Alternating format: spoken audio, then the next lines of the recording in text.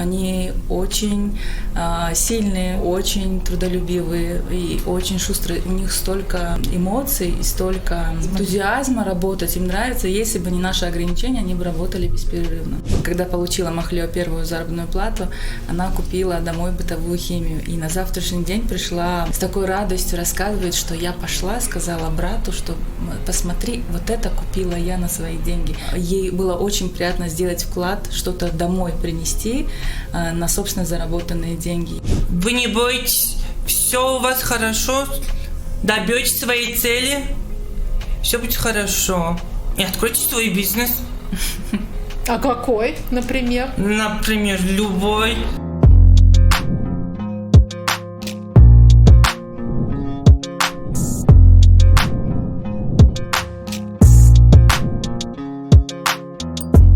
Добрый день, это очередной выпуск цикла «Такой вопрос» от Академии подкастов «Три медведя». Меня зовут Зибута Джибаева, и сегодня мы поговорим об инклюзивном найме на работу людей с инвалидностью и особенностями в развитии. У нас в гостях Нудира Эргашева, управляющий директор торгово-сервисного развлекательного центра «Симамол», и Умет Рузибаев, который работает сегодня в компании «Шивер Таджикистан», управляющий Ашаном, да, супермаркетом Ашаном. Да. Умет, мы с тобой давно знакомы, я знаю, что ты искал работу, Да. потом ты работала в Ироде и оказалась в Ашане. 2,5 года, даже 3. В Ироде ты работал? 3 года почти. И как? Нормально. Что ты там делал? Учил детей, даже мне ученики звонят, говорят. Когда вы придете? Да, серьезно? Да. А чем? Чему учил? Я учил письмо, еще цифры плюс-минус, вот это все. Читать. Занимался. И на компьютере сидел, программы показывал не только детям, которые приходят, а те, которые еще сотрудники, те, которые и ученики есть, которые постоянные. Мы с тобой договорились, что мы скажем, что у тебя есть высшее образование. Да, у меня высшее образование.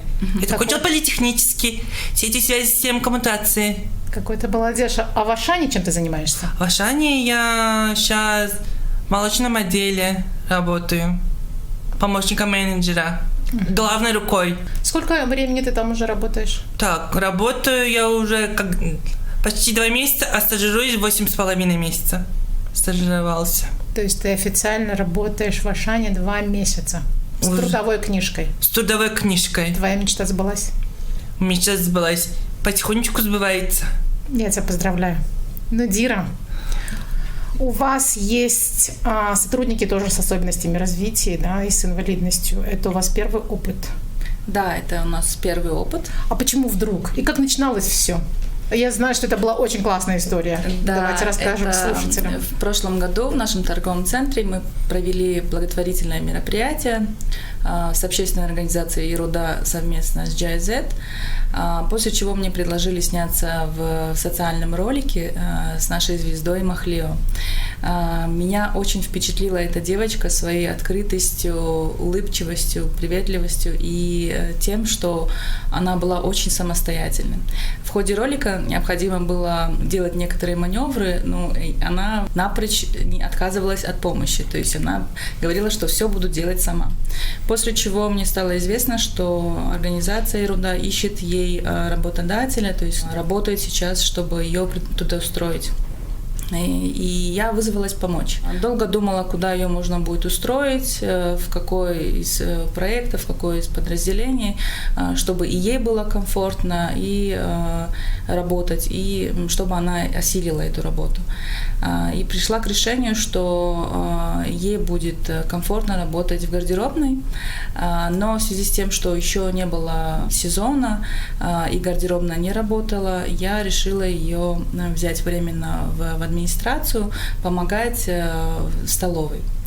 Где-то месяц проходила адаптация, она работала там, и после наступления сезона я уже предложила и наставнику ей переходить потихоньку в гардеробную, но она отказалась, сказав, что ей очень комфортно работать в администрации торгового центра, и ей очень комфортно работать именно с тем наставником, который был у нее там. Такая классная история, и она сейчас работает. Сколько времени прошло уже? Да, в августе этого года будет уже 1 год, как она работает с нами. Также у нас есть еще один сотрудник, очень молодой, приветливый парень по имени Шахром. Он у нас работает в службе клининга. Инклюзивное трудоустройство, по вашему мнению, это про безграничные возможности или все-таки про какие-то ограничения? Я думаю, что ограничения и вот эти стереотипы ставим мы себе сами. Это про безграничные возможности, потому что, да, были страхи небольшие, справиться ли, будет ли удобно работать, но я думаю, что вот этот год нам показал и доказал, что все возможно и никаких ограничений нет. Единственное, конечно, нужно смотреть по самому сотруднику, да, инклюзивному, какую у него есть возможность. Мы постепенно ее внедряли в работу, то есть это начиналось с часа, с 2, с 3. Конечно, возможно, ограничения небольшие, то есть вы не можете их сразу устроить на полный рабочий день, да, к примеру. Только в этом я вижу ограничения. А в целом, я думаю, что это не такая большая сложность.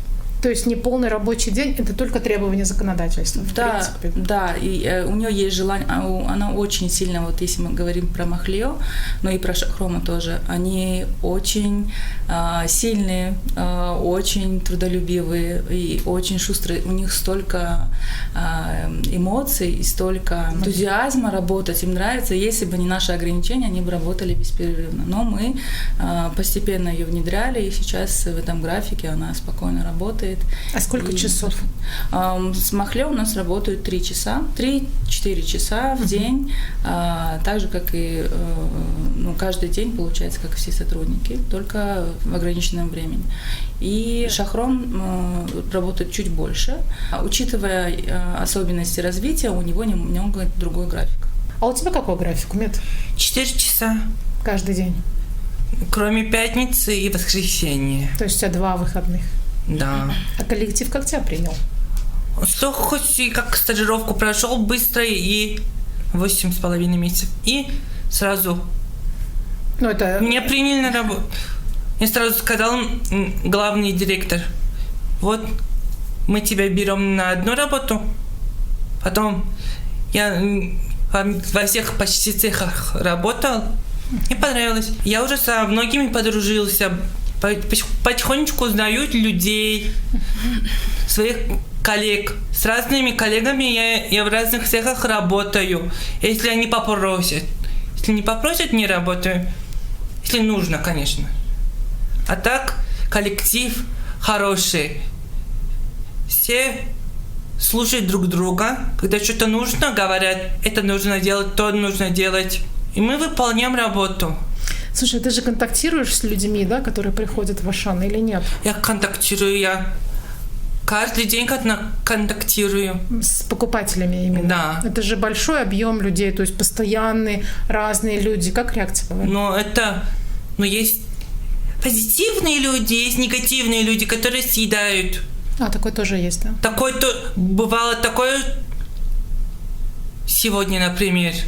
Прям замучило меня. Туда иди, сюда иди, не... Тяжело. Она сначала по телефону разговаривала, передо мной стояла, потом ходила туда-сюда, смотрела. Ходила, она же Но она специально около меня громко разговаривала. Тебя это раздражает? С одной стороны, когда по делу, то нормально. Если без дела, это вообще неприятно. Как ты себя сдерживаешь в таких случаях? Я ничего. Считаем до 10, успокаиваемся? Нет, уходим в другую сторону. И сразу же. Если что-то нужно, я покупаю воду, пью, и все легко становится. Или иду кушать. У нас там есть ресторанчик внутри. Если нужно, я кушаю и успокаиваю себя. Бывает, да, потому что люди разные и очень тяжело. Да, были замечательные люди. Даже были других национальностей были. Я тоже с ними разговаривал. Правда, на ломаном языке. На ломаном это каком? Иногда на английском, Ты да. Ты тоже говоришь на английском. Да, плохо, но говорю. Так нормально. Если что-то непонятно, я переспрашиваю. Или они сами переводят через Google переводчик. так легче становится. А так коллектив замечательный, посетители замечательные клиенты, да, нормальные. Клиенты, да, нормальные. Но, Дира, у вас же Махлиё не контактирует, да, с посетителями, да? Да, если бы она перешла в гардеробную, у нее был бы непосредственный контакт с посетителями. И мне кажется, вот это ее тоже остановило, потому что в администрации торгового центра у нас в районе 100 человек, то есть с этими людьми она более-менее в контакте, с некоторыми прям дружит очень хорошо, поэтому ей уже комфортна эта сфера, каждого она знает и поименно, и даже номера телефонов. И даже кто что любит, да? Да, и ей очень приятно уже с ними общаться, со всеми, каждое утро приходит здороваться, заходит в кабинет, со всеми здоровается, то есть вот настолько такая дружелюбная обстановка у нас создана для нее. Что касаемо Шахрома, Шахром работает в клининге, обычно работа их в течение дня, но у них непосредственно таких контактов с гостями нет. Да, есть массовое посещение торгового центра, но общаться, что-то им предлагать, вот как делает Умед, да, в своей работе, у них такого нет. А если была бы возможность, Умед, выбрать себе, работать в администрации, контактировать только с определенным количеством людей, или бы в зале, где очень большое количество людей, что бы ты выбрал? Я люблю болтать, лучше не внутри, а снаружи, чтобы что-нибудь объяснить, что требуется. А так все в порядке, я уже привык работать. Мне нравится. Да, с нами... Да, я с Шахромом тоже работал, и с Махлиё на работе, когда 72-я школа у нас была там. Молодцы. Что вы там делали вместе? Он в полиграфии, а она в швейном цеху Мариам Крафт. Помимо того, что иногда она идет с Мамо, а так еще у них еще уроки есть. Да. В Мариам Крафт. А Пинаргиз – это мама Шахрома, новый человек, который пришел и начал объяснять, как чего шитьем. Другая, которая была в Москву, улетела с семьей. То есть сейчас, в принципе, Махлиё еще ходят шить, да? Да, конечно. С одной стороны, вот почему у нее такой график, да, чтобы она успевала заниматься другим. Она очень активная девочка, танцует во всех мероприятиях, да. Вот тут есть клуб, где она приходит занятия, курсов танцев. Да, танцует национальные танцы очень красиво. С другими ребятами. Активно, да, она очень активна, и у них есть свои дополнительные занятия, кружки, в связи с чем я думаю, что такой график для нее самый оптимальный, чтобы она успевала и работать, и заниматься собой, своим развитием, и своими хобби. Ну, Дира, смотрите, как я посмотрела, да, в проекте вообще Ируды, по инклюзивному трудоустройству не так много вообще работодателей, которые взяли. Есть, наверное, скорее всего, те, которые сомневаются или пока изучают, да, и вообще и законодательство изучают, и смотрят свои возможности. Что бы вы посоветовали вообще работодателям, которые, может быть, сейчас нас слушают? Я бы посоветовала в первую очередь не верить этим стереотипам и дать возможность людям с ограниченными возможностями проявить себя. Почему? Потому что вот наш опыт, на примере нашего опыта, да, на примере опыта Умеда, мы видим, что такие люди могут смело работать среди общества, развиваться и давать себе возможность как это правильно сказать? Целеустремленность. Да, и мы улучшаем этим адаптацию их в обществе. То есть в этом заложена небольшая миссия, потому что насколько, да, просто общаться, ходить в кружки, заниматься танцами и так далее, это одно, но научиться уже обеспечивать себя, зарабатывать деньги своим трудом, это замечательно, потому что, слыша когда получила получила Махлё первую заработную плату, она купила домой бытовую химию. И на завтрашний день пришла с такой радостью рассказывает, что я пошла, сказала брату, что посмотри, вот это купила я на свои деньги. То есть ей было очень приятно сделать вклад, что-то домой принести на собственно заработанные деньги. Я считаю, что это здорово. Я бы посоветовала работодателям, которые задумываются о трудоустройстве людей с особенностями развития, убрать в сторону все стереотипы и дать возможность таким людям развиваться и сделать небольшой вклад в свое будущее, дать возможность заработать и показать пример другим. Да. Да, это очень важно, потому что ваш пример это прям суперский сейчас. Умет. Но Дира сейчас сказала про первые заработанные деньги. Да. Это круто вообще. Где ты получил первую зарплату, и ты был просто на что ты их потратил? Я потратил тортики купил, Нормально. напитки купил. Всех угостил. Все, до дома угостил. Сейчас куда ты тратишь свои деньги? На Ща. что? Пока не Ты копишь их? коплю. На что? Какая-то есть большая мечта еще? Да. Ну расскажи. Но она уже сбылась. Какая? Быть учителем. Я свой... Ну ты же копил деньги не для того, чтобы быть учителем. Не, для родителей, конечно. Для папы, для мамы. Чтобы пока... Да. Чтобы в будущем я тоже... И сейчас помогаю еще в будущем, чтобы... Если что-то нужно будет, чтобы в нужное потратить. То есть ты копишь для того, чтобы в какой-то момент, если потребуется, потратить эти деньги на нужды семьи, для мамы, для папы, для себя. Для себя, да. Ну, это же круто. Да, это же хорошо, когда помогаешь родителям. А то, когда без работы, так как-то трудно. С работой, слава богу, у меня есть работа для того, чтобы помогать. Если что-то нужно, сразу же. Скажи мне, сейчас, возможно, нас слушают ребята с инвалидностью, которые пока не устроились на работу, которые думают, но не решаются пойти искать работу. Что бы ты им сказал? Вы не бойтесь, все у вас хорошо, добьетесь своей цели, все будет хорошо. И откройте свой бизнес.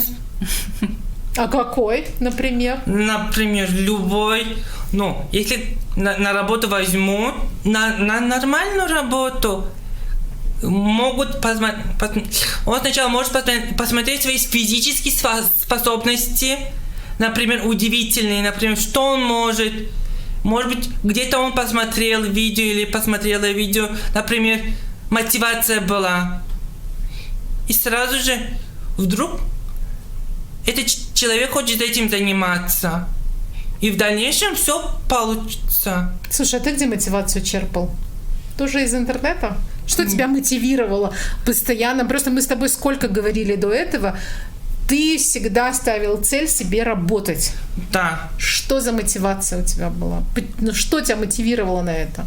Чтобы уже быть самодостаточным, чтобы не зависеть от других, например. А так... Это самое главное твое мотивация. Но самое главное, чтобы помогать своим родным. Потому что я тебе сказала, если ты не выйдешь на работу, то ты будешь кем-то другим по должности. Лучше повыше должности, чем пониже должность. Чтобы не опозорить семью, например. Чтобы мог показывать свое «я», сказать... Твоя главная мотивация, значит, твоя семья. То есть... Моя любимая семья.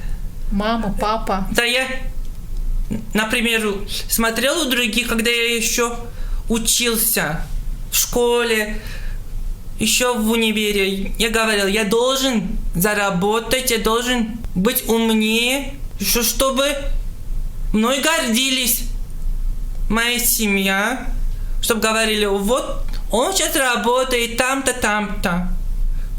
Чтоб не говорили, что он бездельник, он ничего не делает. Гордятся тобой родители сейчас? Да. Слава богу, то, что я сейчас работаю, это мне в кайф. Супер, да.